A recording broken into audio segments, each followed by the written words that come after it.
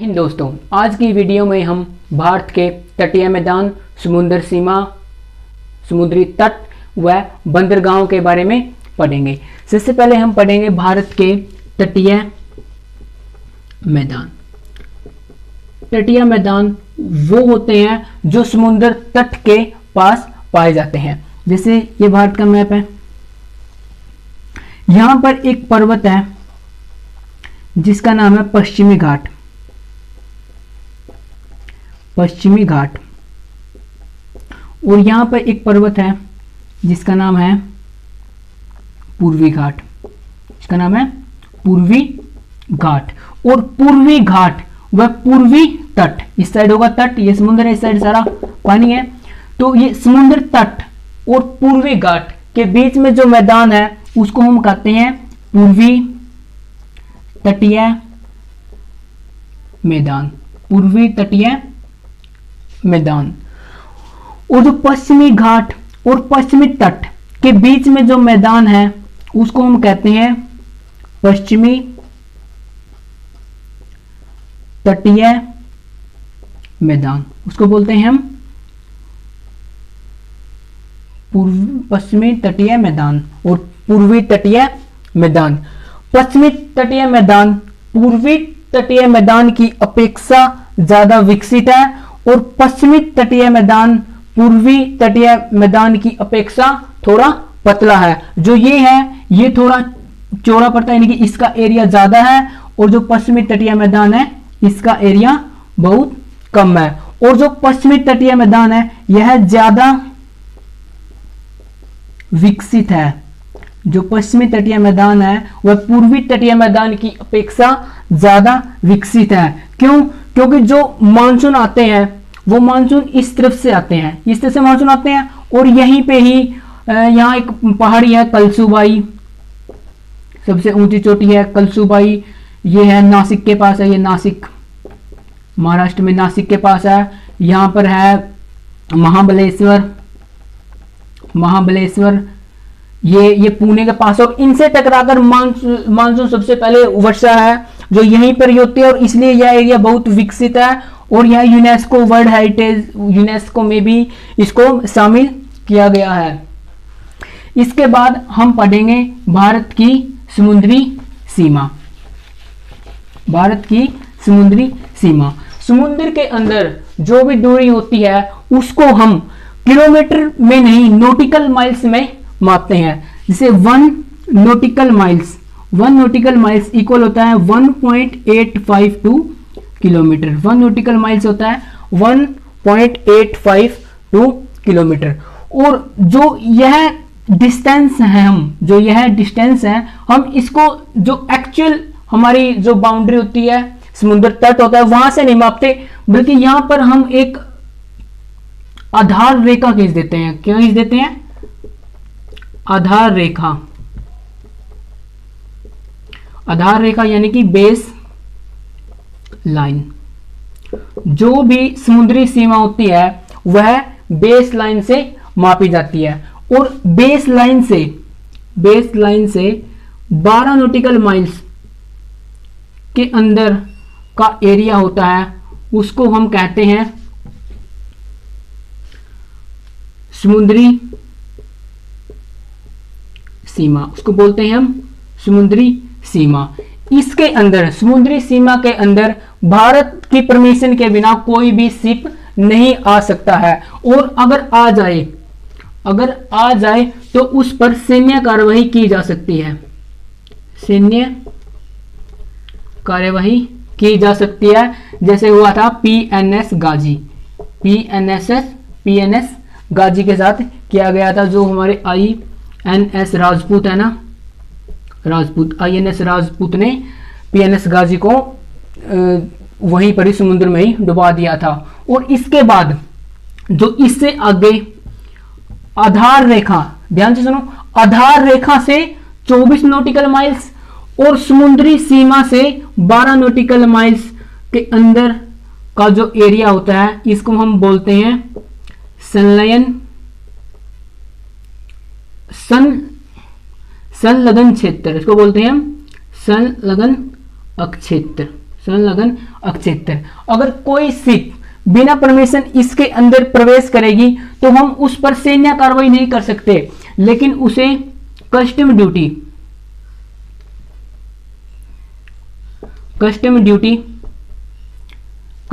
है वो पे करनी पड़ेगी। ठीक है, इसके क्या होगा, हम उस पर कोई भी सैन्य कार्रवाई नहीं कर सकते, लेकिन जो कस्टम ड्यूटी है वो उसे देनी पड़ेगी। और आधार रेखा से 200 यानी कि 200 नॉटिकल माइल्स के अंदर का एरिया वो आता है, उसको बोलते हैं हम एक्सक्लूसिव इकोनॉमिक जोन। जो भी शिप किसी दूसरे कंट्री की अगर एक्सक्लूसिव इकोनॉमिक जोन के अंदर आएगी, उससे हम ना ही तो कस्टम ड्यूटी ले सकते हैं और ना ही उस पर सैन्य कार्रवाई कर सकते हैं। लेकिन अगर इसके अंदर एक्सक्लूसिव इकोनॉमिक जोन के अंदर हम फिशिंग कर सकते हैं, केवल हम फिशिंग कर सकते हैं, कोई और कंट्री आके वहां पे फिशिंग नहीं कर सकती। अगर वहां पर कोई भी पेट्रोलियम निकला, समुद्र का निकला, अगर पेट्रोलियम निकला है तो वो भी उसी कंट्री का होगा जिस कंट्री के 200 नॉटिकल माइल्स के वो अंदर होगा। और उसके बाद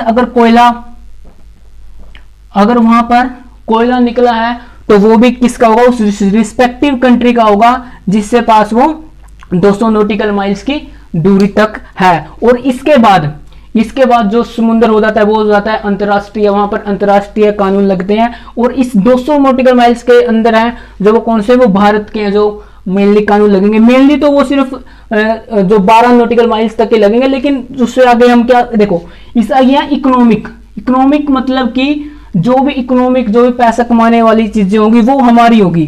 ठीक है, वो क्या होगी, हमारी। अगर इसके अंदर कोई आइलैंड मिल गया तो वो भी हमारा ही होगा। ठीक है, यहां तक क्लियर हो गया। और इससे आगे हो जाता है उच्च सागर मतलब हाई सी। इससे आगे हो जाएगा उच्च सागर यानी कि हाई सी। ये है भारत की समुद्र सीमा, ये थी भारत की समुद्र सीमा। ठीक है, यहां तक क्लियर। और अब इसके बाद हम पढ़ेंगे जो भारत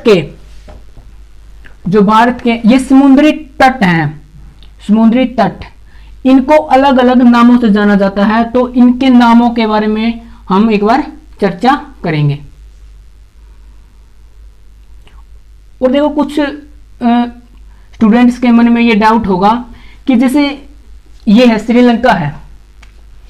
श्रीलंका के साथ क्या होगा, तो श्रीलंका के साथ कुछ ऐसा होगा कि हम आपसी सहमति से बीच में एक एरिया डिवाइड कर लेते हैं कि भाई इससे इस तरफ होगा जो वो भारत का होगा, और इस लाइन से इस तरफ होगा जो वो श्रीलंका का होगा। और यहाँ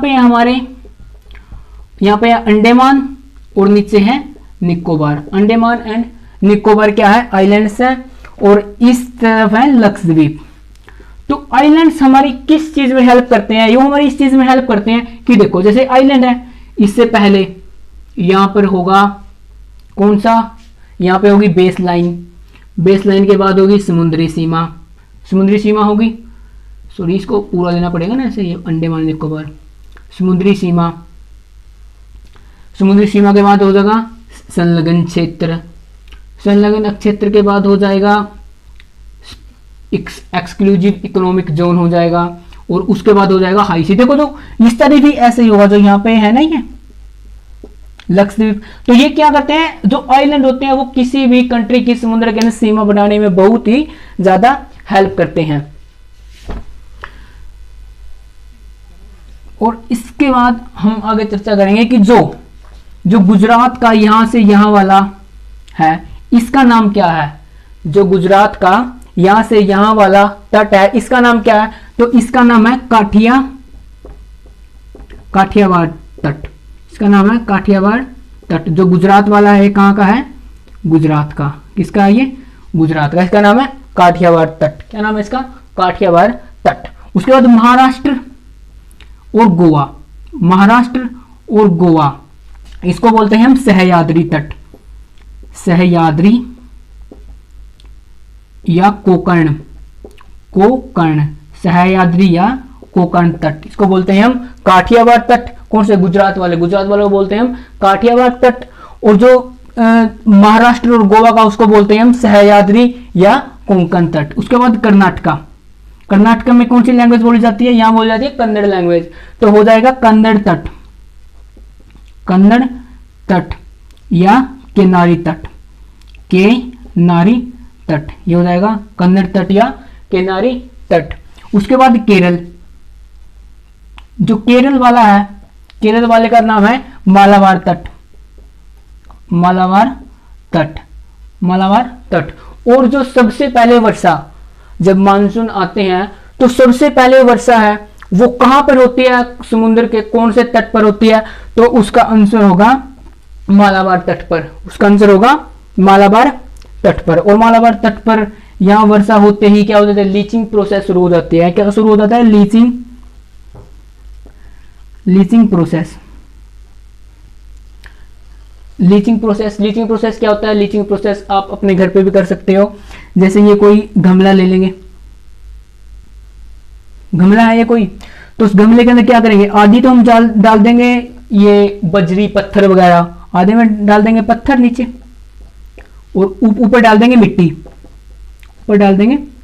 मिट्टी, और इनको मिक्स कर देंगे। और मिक्स करने के बाद क्या करना है? यहाँ पे उसके ऊपर बहुत ही मूसलाधार बारिश करनी है। ऐसे नहीं कि जो आराम आराम से छिपी करके बारिश होती है, वो नहीं, पूरी मूसलाधार बारिश होगी। तो देखेंगे हम क्या कि ये मिट्टी है जो नीचे बैठ जाएगी और ये पत्थर है वो ऊपर निकल जाएंगे। इसको कहते हैं हम लीचिंग प्रोसेस। और इससे क्या होता है? जो मिट्टी नीचे हो गई और पत्थर हो गए ऊपर, क्या यह जो मिट्टी है इस प्रकार की, क्या यह उपजाऊ होगी? क्या यह मिट्टी है जो उपजाऊ होगी? तो इसका अर्थ है हाँ, इसका उत्तर है हाँ, यह मिट्टी उपजाऊ होगी। और किस चीज की? यह मसालों की खेती के लिए, मसालों की खेती, तो मसालों की खेती के लिए यह बहुत ही उपयोगी होगी। और हम अगर हमारे पास क्वेश्चन आ जाए कि ऐसा कौन सा स्टेट है जो मसालों का सबसे ज्यादा उत्पादन करता है, तो उसका उत्तर भी हमें यहीं से मिल जाएगा कि मसालों का जो सबसे ज्यादा उत्पादन है वो केरला करता है। मसालों का सबसे ज्यादा उत्पादन है वो कौन सा स्टेट करता है? वो केरला करता है। आ जाएगा कि नारियल का सबसे ज्यादा उत्पादन कौन करता है? नारियल का उत्पादन भी केरल ही करेगा। क्यों? क्योंकि जो नारियल का पेड़ होता है ना, उसको सबसे ज्यादा जरूरत होती है सोडियम की, सबसे ज्यादा सोडियम यानी कि नमक, और समुद्र के अंदर बहुत ज्यादा नमक पाया जाता है, और इसलिए जो समुद्र से वो नमक खींच लेते हैं। और यहां पर नारियल, केला भी सबसे ज्यादा कहां होता है? केला जो सबसे ज्यादा वो भी होता है केरला में। केला सबसे ज्यादा कहां होता है? केरला में होता है। और केला अनुसंधान केंद्र कहां है? वो भी केरला में ही है। और आपने देखा होगा कि जो केरला वाले हैं वो ना केलों के पत्ते पर ही खाना खाते हैं। मैंने देखा है फिल्मों वगैरह में कि वो केलों के पत्ते पे ही है जो खाना परोसते हैं और खाते हैं। देखो इस तरफ के जो समुद्री तट थे वो हमारे लिए याद करने बिल्कुल ही इजी थे, क्योंकि ये सारे सबसे पहले गुजरात का काठियावाड़ तट हो जाएगा। महाराष्ट्र और गोवा वाला है जो वो सह्याद्री या कोंकण तट हो जाएगा। उसके बाद जो कर्नाटका वाला है वो कन्नड़ या केनारी तट हो जाएगा। उसके बाद केरल वाला हो जाएगा मालाबार तट। लेकिन जो इस तरफ वाले हैं, इस तरफ हैं 3, जो इस तरफ वाले 3 हैं वो राज्यों के नाम पे नहीं बल्कि नदियों के हिसाब से बांटे गए हैं। जैसे यहां पे एक नदी आती है कावेरी। कौन सी नदी है? कावेरी नदी। यहां को एक नदी है उसका नाम है कृष्णा नदी। कौन सी नदी है? कृष्णा नदी। और यहां पे नदी है महानदी। कौन सी नदी है यहां? महानदी। तो इनको इन नदियों के हिसाब से बांटा गया है। जो इस साइड वाला पश्चिम बंगाल और उड़ीसा, और यहां पे एक नदी है हुगली नदी। यहां पे नदी है एक हुगली नदी। जो कलकत्ता बंदरगाह है वो भी कहां पे है? वो भी हुगली नदी के ऊपर है। जो कलकत्ता बंदरगाह है वो बिल्कुल यहां पे नहीं है समुद्र का, वो अंदर जाके है थोड़ा। वो कौन सी नदी पे है? वो हुगली नदी पे है। जो ये हुगली नदी और महानदी के बीच का जो तट है उसका नाम है उत्कल तट। कौन सा तट है?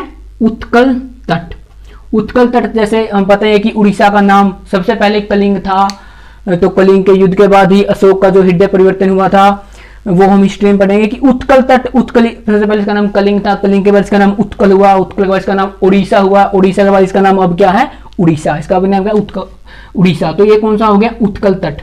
और इसके बीच में हो जाएगा उत्तर सरकार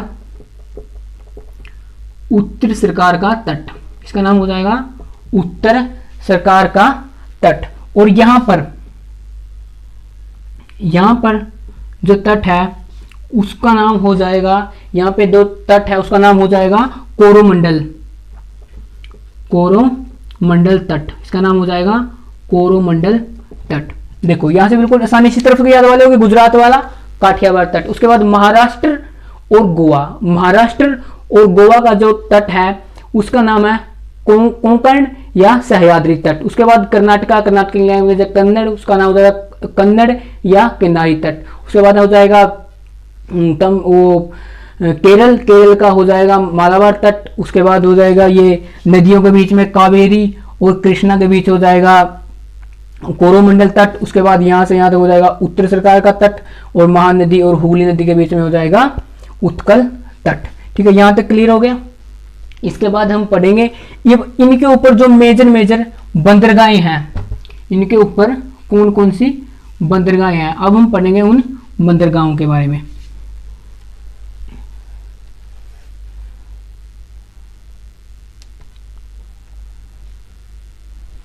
पढ़ेंगे बंदरगाहों के बारे में। बंदरगाहों को बोलते हैं सी पोर्ट। क्या बोलते हैं, इंग्लिश में बोलते हैं सी पोर्ट। क्या बोलते हैं, सी पोर्ट या बंदरगाह। बंदरगाह के बारे में पढ़ेंगे। सबसे पहले कहां पे, यहां पे हो जाएगा कांडला पोर्ट। सबसे यहां पे कौन सा आ जाएगा, कांडला पोर्ट। कौन सा हो जाएगा, कांडला पोर्ट। लेकिन अब इसका नाम बदलकर कर दिया गया है दीनदयाल उपाध्याय।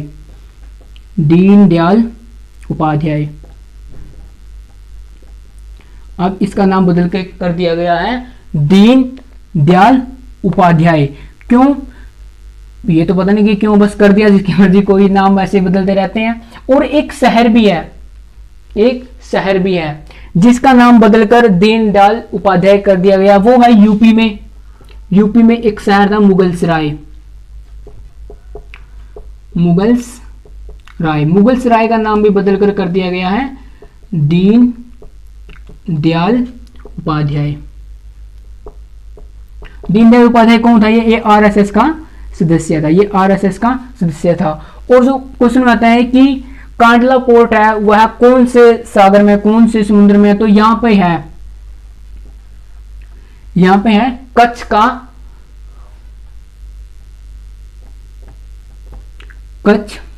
कच्छ की खाड़ी। यहां पे है कच्छ की खाड़ी। क्वेश्चन आएगा कच्छ की खाड़ी में कौन सा पोर्ट है, तो हो जाएगा कांडला पोर्ट। कच्छ की खाड़ी में कौन सा पोर्ट है, वो हो जाएगा कांडला पोर्ट। जैसे ये कच्छ की खाड़ी है, देखो गुजरात के अंदर ये हिस्सा थोड़ा अंदर चला गया ना, ये हिस्सा, तो ये हिस्सा, इसको बोलते हैं हम खंबात की खाड़ी। इसको बोलते हैं हम खंबात की खाड़ी। कांडला पोर्ट, जो कांडला पोर्ट है यह भारत का सबसे व्यस्त यानी कि सबसे बिजी जो पोर्ट है यह कांडला पोर्ट ही है। और यह कांडला पोर्ट एक ज्वारिया पोर्ट यानी कि बंदरगाह। यह कैसी है, यह एक ज्वारिया बंदरगाह है। ज्वारिया बंदरगाह कहने का मतलब है कि जिस टाइम पानी का स्तर बढ़ता है या ज्वार भाटे होते हैं ना, कुछ की जिस टाइम ज्वार भाटे होते हैं कि ज्वार जब समुद्र से टकराएगा तो वो ज्वार और वापस लौट के जाएगा तो वो भाटा, यानी कि जिस टाइम यहाँ पे ज्वार आते हैं तो यहाँ का जो पानी का स्तर और ऊपर बढ़ जाता है और यहाँ और भी ज्यादा यूज होता है। और अब कहने का यहाँ का ये एक सवाल का जवाब हमें ढूंढना है कि इतना व्यस्त क्यों है, जो इतना बिजी क्यों है, क्योंकि इसके आसपास बनाया गया है स्पेशल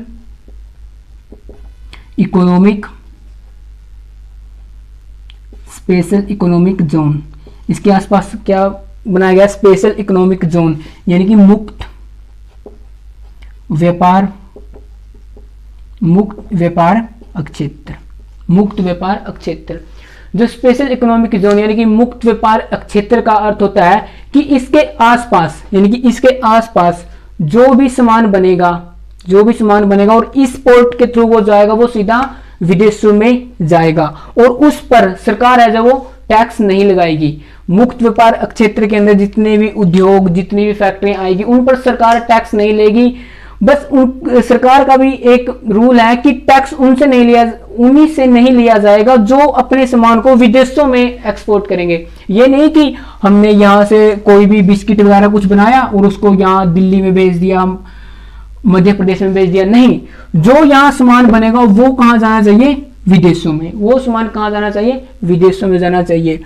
और वो टैक्स सरकार किससे लेती है, जो विदेशी कंपनियां होती है वो उससे लेती है। और इसलिए ये होता है मुक्त व्यापार क्षेत्र, यानी कि स्पेशल इकोनॉमिक जोन। ये क्या होता है, ये टैक्स फ्री होता है, लेकिन एक शर्त पर फ्री होता है कि यहाँ पर जो भी सामान बनेगा वो कहाँ जाएगा, वो विदेशों में एक्सपोर्ट होगा, वो इंडिया में यूज नहीं होगा। ठीक है। उसके बाद यहां पे आ जाएगा मुंबई पोर्ट, मुंबई बंदरगाह।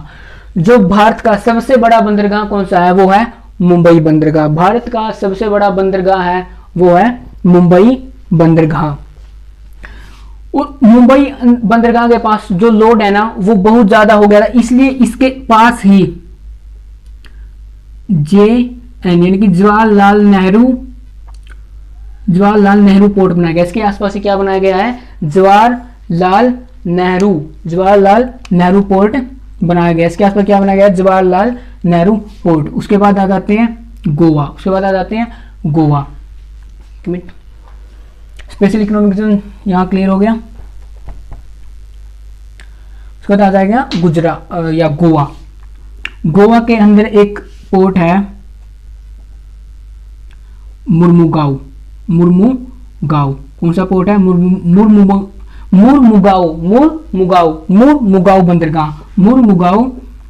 बंदरगाह। यहां पे है मुर्मुगांव बंदरगाह। क्वेश्चन आएगा कि ऐसी कौन सी बंदरगाह है जो एस्चुरी ASCURY एस्चुरी यानी कि ज्वार नंद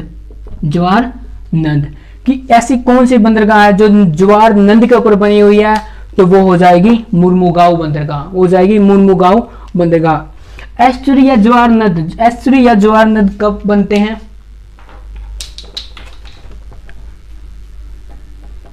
देखो नदियां आती हैं, नदियां ऊपर पहाड़ों से आती हैं। इस साइड बता देते हैं, एक मिनट।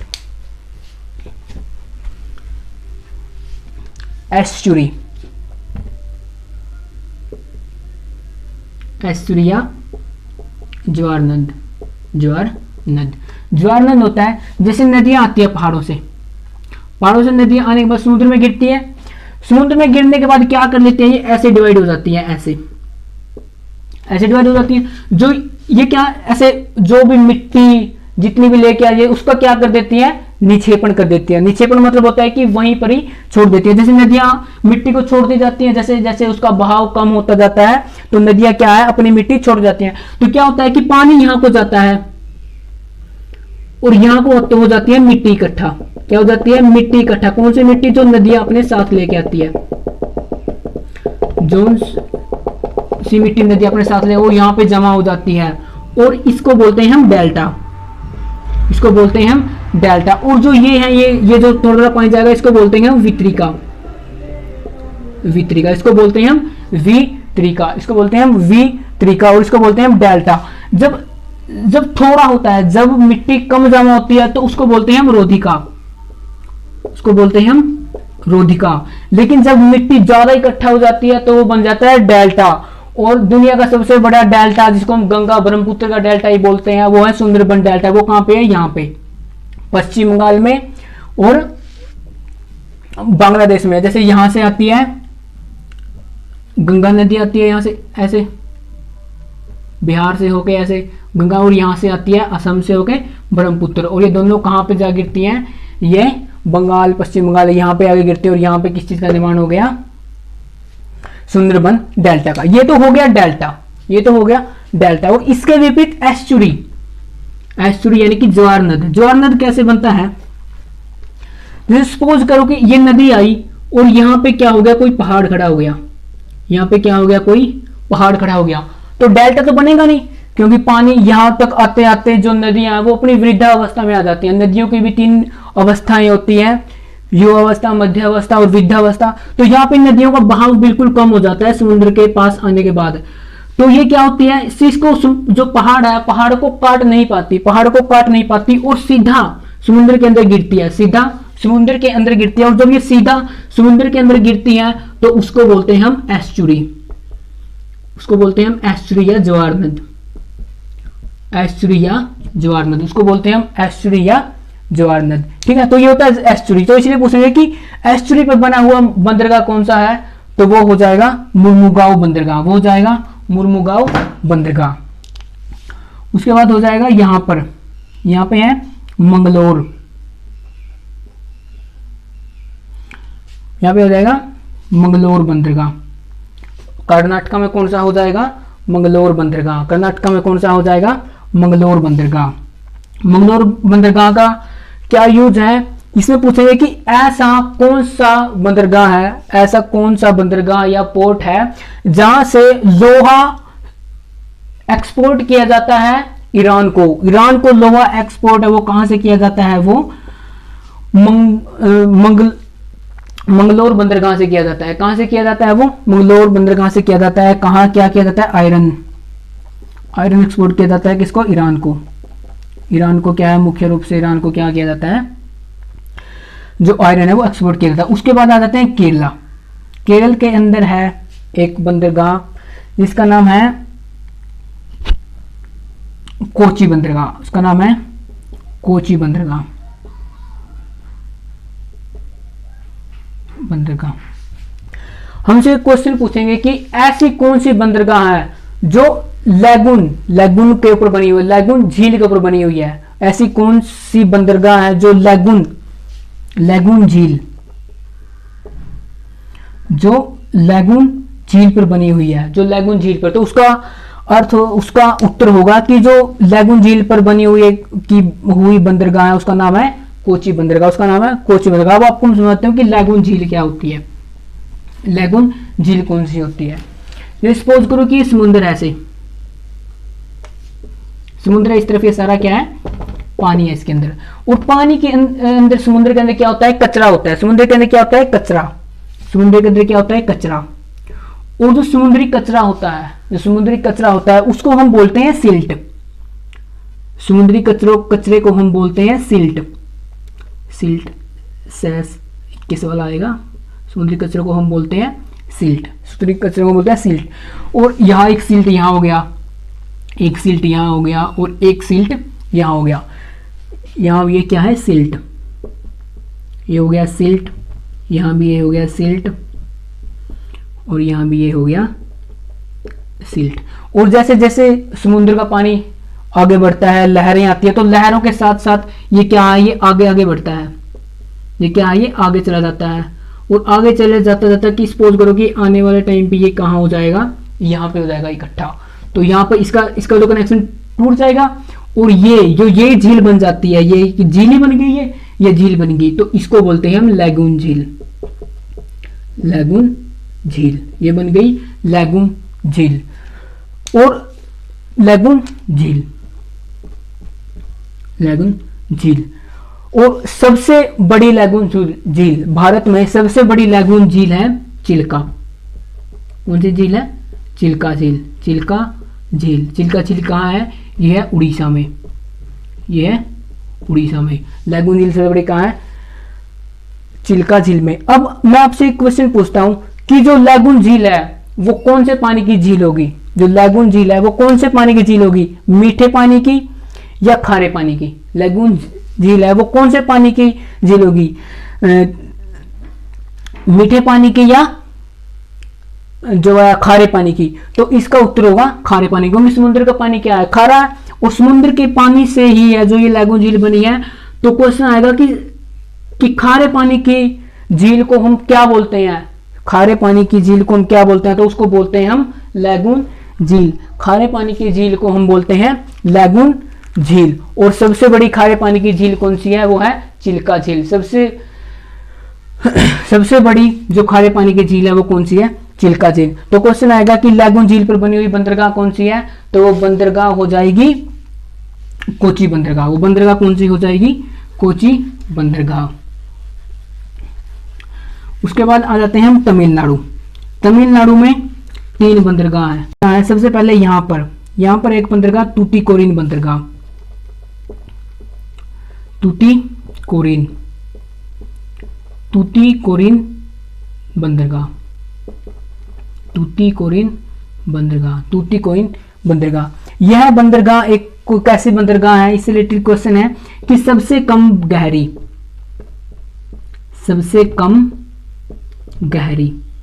सबसे कम गहराई वाली है जो बंदरगाह कौन सी है, वो है टूटीकोरिन बंदरगाह। ये कहां पे है, तमिलनाडु। ये कहां पे है, तमिलनाडु। तमिलनाडु के पास उसकी राजधानी है चेन्नई। यहाँ पे है चेन्नई बंदरगाह, यहाँ पे है चेन्नई बंदरगाह। चेन्नई बंदरगाह से क्वेश्चन आता है कि वर्तमान में उपयोग की जाने वाली या वर्तमान में संचालित बंदरगाहों में सबसे पुरानी बंदरगाह कौन सी है, तो वर्तमान में संचालित या यूज की जाने वाली बंदरगाहों में सबसे पुरानी बंदरगाह है चेन्नई बंदरगाह।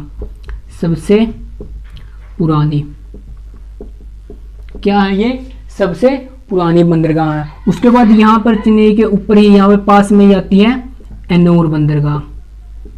कौन सी बंदरगाह, एन्नोर बंदरगाह। एन्नोर बंदरगाह से रिलेटेड एक क्वेश्चन है कि ऐसी कौन सी बंदरगाह है जिसको सबसे पहले प्राइवेटाइजेशन यानी कि सबसे पहले प्राइवेट किया जाता है, तो प्राइवेट किया गया था, तो वहां हो जाएगी एन्नोर बंदरगाह। कौन सी बंदरगाह हो जाएगी, एन्नोर बंदरगाह। उसके बाद आते हैं हम तमिलनाडु। उसका कहा जाता है तमिलनाडु। तमिलनाडु में एक बहुत फेमस बंदरगाह है, उस बंदरगाह का नाम है विशाखापट्टनम। विशाखापट्टनम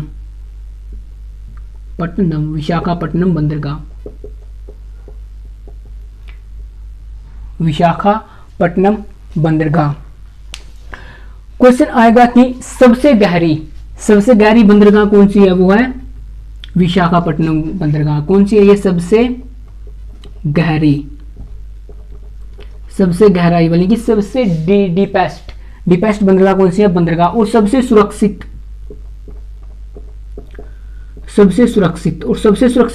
बंदरगाह कौन सी है, वो भी विशाखापट्टनम बंदरगाह है। देखो सबसे गहरी का तो अर्थ हमें समझ में आता है कि वो सबसे गहरी होगी, लेकिन सबसे सुरक्षित क्यों बोल रहे हैं, क्योंकि इसके पास यहाँ पे क्या है, एक पहाड़ है। क्या है, एक पहाड़ है। तो जो भी ज्वार जो भी आते हैं, सुनामी आते हैं, वो क्या होते हैं, इस पहाड़ से टकरा गई वहीं से वापस मुड़ जाती है, वो विशाखापट्टनम जो पोर्ट है वहां तक नहीं पहुंच पाती। और जो इस पहाड़ी का नाम है, इसका नाम है डॉल्फिन नोज। क्या नाम है इसका, डॉल्फिन नोज। ये किस तरह है, डॉल्फिन नोज के नाम। ये विशाखापट्टनम को क्या करती है, सबसे सुरक्षित बंदरगाह बनाती है। और सबसे गहरी बंदरगाह कौन सी है, विशाखापट्टनम बंदरगाह। उसके बाद उड़ीसा के अंदर है पारादीप बंदरगाह। उड़ीसा के अंदर है पारादीप बंदरगाह क्या है, उड़ीसा के अंदर। यहां से एक बार क्वेश्चन आया था, सीडीएस ने पूछा था शायद, यहां से क्वेश्चन आया था कि ऐसी कौन सी बंदरगाह है जहां से चावल निर्यात किया जाता है, तो वो हो जाएगी पारादीप बंदरगाह उत्तराखंड। यहां से क्या होता है, चावल का निर्यात। यहां से क्या होता है, जो हम चावल का निर्यात करते हैं पारादीप। क्यों, क्योंकि उड़ीसा के अंदर ही है चावल अनुसंधान केंद्र कहां पे है, वो उड़ीसा के अंदर ही है। तो जो चावल का निर्यात है वो मूल रूप से कहां से किया जाता है, वो किया जाता है पारादीप बंदरगाह से। उसके बाद यहाँ पे हुगली नदी, ये कौन सी नदी है, हुगली नदी के ऊपर एक शहर है कलकत्ता, और कलकत्ता बंदरगाह यहाँ हो जाएगी कौन सी, कलकत्ता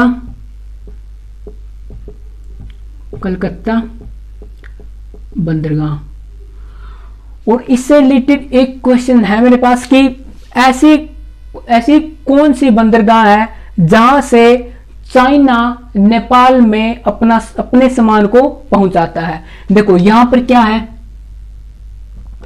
यहाँ पे है हिमालय पर्वत। यहाँ पे कौन सा, हिमालय पर्वत की ऊंचाई बहुत ज्यादा है और यहाँ से सामान नेपाल में चाइना को बेचने में बहुत ज्यादा ही खर्चा हो जाता है। तो इसलिए वो क्या करता है, वो वहां से आके जो दक्षिणी चीन सागर है, दक्षिणी चीन सागर के अंदर को आके यहाँ से आके और जो कलकत्ता की बंदरगाह से यहाँ के पश्चिम बंगाल के रास्ते कहाँ पहुंच जाता है, नेपाल में। कहाँ पहुंच जाता है, नेपाल में। तो क्वेश्चन आ सकता है, पता नहीं आया भी होगा या, कि ऐसी कौन सी बंदरगाह है जहां से जो चाइना का सामान है वो नेपाल में पहुंचाया जाता है, तो वो है कलकत्ता बंदरगाह। देखो यहाँ पर हमारे सारे बंदरगाह जो है पूरे हो गए, मेजर मेजर हैं। जो 13 बंदरगाह हैं वो हमने यहाँ पे याद कर ली है। उसके बाद है मरिंद्रा बंदरगाह, मरिंद्रा बंदरगाह यहाँ पे है, मरिंद्रा बंदरगाह,